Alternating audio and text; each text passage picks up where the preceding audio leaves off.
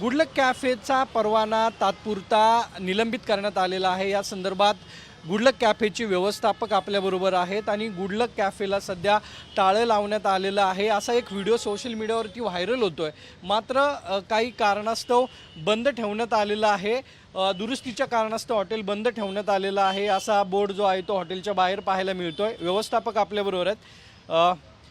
काय तुम्ही हॉटेलच्या संदर्भात निर्णय घेतलेला आहे आणि तात्पुरता परवाना निलंबित करण्यात आला आहे। हॉटेलचा एक व्हिडिओ सध्या व्हायरल होतोय, काय भूमिका आहे?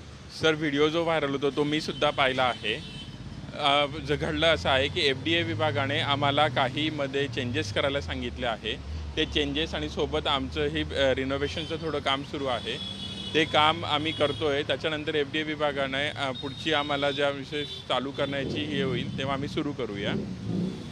परवाना निलंबित करण्यात आला आहे, काच सापडले होते, त्या संदर्भातही आपण भूमिका स्पष्ट केली। निलंबित तात्पुरता करण्यात आला आहे कारण की त्यांनी आम्हाला काही चेंजेस करायला सांगितले आफ्टर FDA रूल्सनुसार। तर ते चेंजेस केले जात आहे। 2 दिवसात ते चेंजेस पूर्ण होतील आणि पुढील FDA विभागाच्या सूचनेनुसार आम्ही ते परत सुरू करण्यात येईल।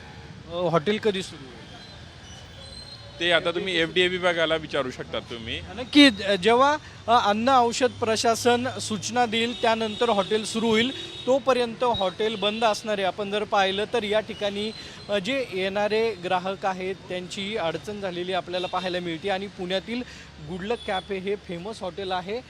या ठिकाणी कारण जे आहे तेही देण्यात आलेलं आहे, क्लोज फॉर रिन्युएशन करिता बंद आहे। म्हणजे हॉटेलच्या कामासाठी बंद ठेवण्यात आलेलं आहे आणि जेव्हा FDAची परवानगी मिळेल तेव्हाच हॉटेल सुरू होणार आहे। मात्र आत्ता तरी गुडलक कॅफेला टाळं लावण्यात आलेलं आहे। कॅमेरामन किरण कादेसह सागर साम TV।